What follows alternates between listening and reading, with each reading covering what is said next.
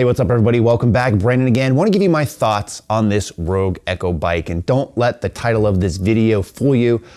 I love this thing, but I am selling it. And for those of you that have been watching a lot of my videos, you'll probably know the reason why. I'll address that at the end, but let's talk about what I like about this bike at first. And that is the overall build quality of it. Now, with most things Rogue, it tends to be overbuilt, but this thing is legit, especially when you compare it to the previous bike I had, which is just an old school Airdyne. I'm not gonna dive into the other bikes in the market for this particular video. If you wanna see videos like that, I really suggest you look at Coop from Garage Gym Reviews or Joel from As Many Reviews as Possible. I'll link their channels below. You should be subbed to both of them. They both put out great videos. Now for me, this was a huge upgrade in terms of the actual build quality and the stability.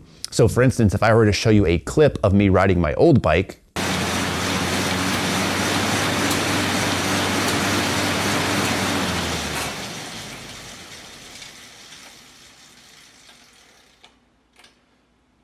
damn, versus a clip of me riding this bike,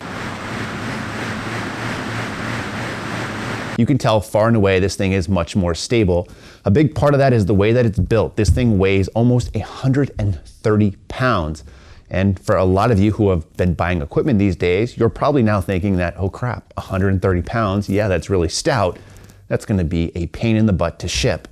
The real nice thing about these for some reason though is Rogue offers free shipping on this. So as of today, the time of this video, the bike is at $799, which they've had it on sale for a long time of like $750, and sometimes I think even a little bit less, but free shipping has always been a part of that. Now that's really key because when you take a look at other things that you can buy on Rogue that would weigh around 100 pounds or a little bit more, you're typically looking at least another $100 to ship it. So the fact that they ship this for free and it's so heavy is pretty awesome in my book. Now again, the thing I like about this is the build quality. It's super smooth overall, obviously due to the weight, but also due to the construction. For the most part, outside of just this plastic casing around the bottom here and the gears, the seat and maybe the monitor itself, you don't really have any real plastic on the bike when you order it. And I say when you order it because maybe the only thing that I don't really like about this bike in particular is some of the extras that you have to pay for, meaning that the wind guard does not come standard on this bike. And especially if this is in a cold basement or a cold garage during winter, that could be a deal breaker. Now the thing with the wind guard is it retails for around $26. It's almost always out of stock, which means everyone's buying it. Why not just throw it in, and maybe if you have to increase the price a little bit, do so because people want it on there. The other two attachments I have on here that cost money, there's a phone guard on here, or phone clip I will say. It's just this little piece of plastic. It costs like $6, $7, $8. It does its job. The thing I don't like about it, however, though, is it's only in portrait mode. So it's not in landscape mode, where if I'm riding a bike or something and I just want to kind of go for a longer ride, so to say, I'd probably want my phone in the other orientation because I'm watching a show, YouTube, whatever the case may be. And as is, it is only in one position. Now this could be a very easy fix, and I've seen people actually do a hack where they just take out one of the screws and then they loosen one and rotate it and screw it in the other way. You could do that. But again, it's just something simple that I think I'd like to see Rogue address. The other thing I've added on here is the water bottle holder, which I don't think I've actually ever had any water bottles in it. But again, it's very minimal cost, under $10. So overall, I'd like to see them include all three into that price overall. The thing that I don't like about this one, however, is just for like a shaker cup, like if you're gonna have a pre-workout or something like that, those tend to actually be a little bit too big where they don't fit into this holder, which for me is probably the only thing that'll really bring down here or put in that cup at any one point in time. So again, that could be something that could be easily addressed.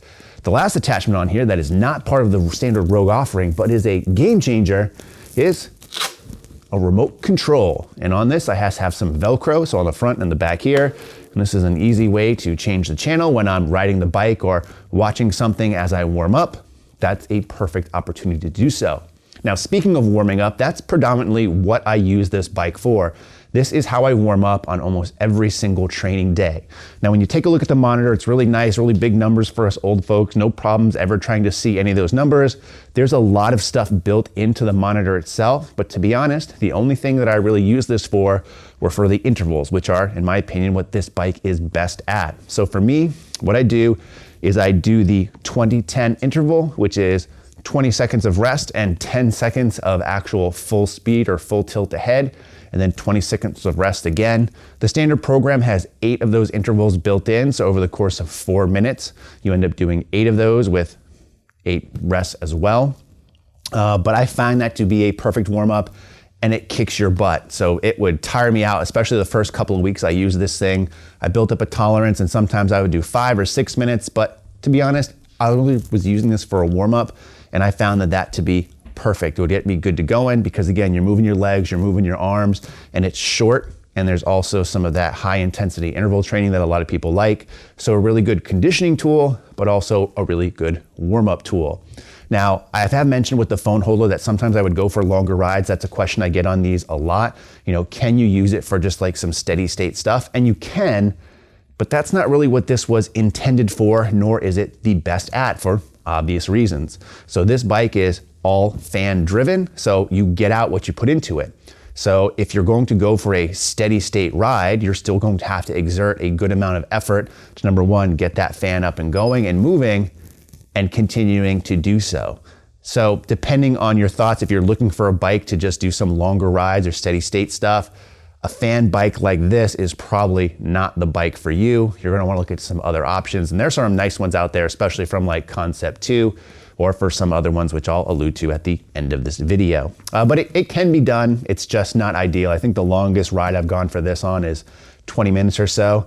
One of the things that makes it a little bit easier, which is actually, in my opinion, a little bit of a detriment to the actual using this as a conditioning tool though, is the seat itself. For some reason, they put like these, what I call granny seats. They're seats that you'd find on like a grandma's bike. They're nice, they're big, they're cushioned, but again, for like high intensity interval training, I don't think they're ideal, but if you're just gonna sit on the bike for long periods of time, they're somewhat comfortable and allow you to do so.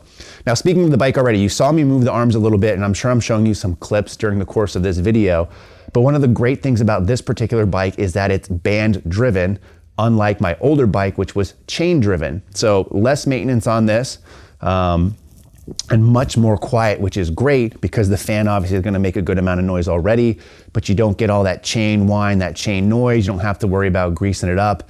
So less maintenance on this, a lot smoother ride, as I mentioned before, number one, because of the build quality, but also number two, because of the band on there, and it's nice and smooth overall. Now, speaking of bands, this also has what I would consider more like band pegs or foot pegs, like you'd see on another bike.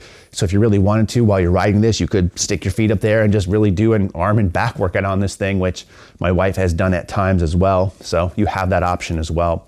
Completely adjustable, so it fits me. I'm just under 6'4" in my old age. I'm shrinking. I might be even less than that after a heavy day of squats or deadlifts. But it fits myself as well as my wife, who's 5'7".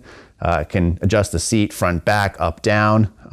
Very comfortable overall. This just comes with normal actual foot things. Foot things is the scientific term that I'm going to use. Pedals is what some nerds like to call them, but these foot things, they're fine. I think I've seen ones that have clips and clip-ins, but again, for this, where you're probably gonna put it in and not use it for very long, you don't wanna wear specialized shoes for this, or if it's going in a gym with multiple people using, not everyone's gonna have the right shoes to wear. So again, the foot things, or pedals as you nerds call them, will work out fine overall. So at $800 for 130 pounds, I think this is a great bike. However, why you might not want to get this is because if you search your local marketplace, you can get a used Airdyne like I did in the past for like $100. And although it doesn't have all the nice fancy bells and whistles or is as smooth as this one is, it will require more maintenance, I should say. It's $100 versus this, which is $800. You can get the same kind of workout in on it. And if you're only using it for a couple of minutes as a warm up like I was, it might be more than suitable for you. It's also not suitable, like I said, if you're just really planning on doing more long rides, you're gonna wanna look into other options. But if you're looking for something that's really well built, is a good value, and you can really get a good workout as far as conditioning or warming up on, I think this is probably the best on the market. Now, I'm selling it. And you might be asking yourself, why are you selling it? You just said it's great. It is. The problem is that we bought a Peloton recently, which my wife uses more, and I've actually found out that I've been using more as well. That's more of your traditional spin type bike where you can change the resistance and it's not just about what you put into it. So for me, while this is a really good conditioning tool, everything I really do on this, I could do on the Peloton bike, and my wife uses that a lot more. And to be honest, I don't really have the time, patience or room to have more than one piece of cardio equipment. So unfortunately, this bad boy is gonna go. I think someone's coming later today to pick it up, but I really like this thing. If you're on the fence about if it's worth it, I would definitely say it is. Again, unless you kind of fit into some of those things that I've already mentioned, or if you already have some sort of cardio bike or whatever, you probably don't need a second one in there. But if you're looking for one, this is potentially a great option for you. And I'll leave a link to it in the description box below. Hopefully that answers your questions. If you have more, leave them in the comment section below. But in the meantime, as always, thanks for watching and stay big.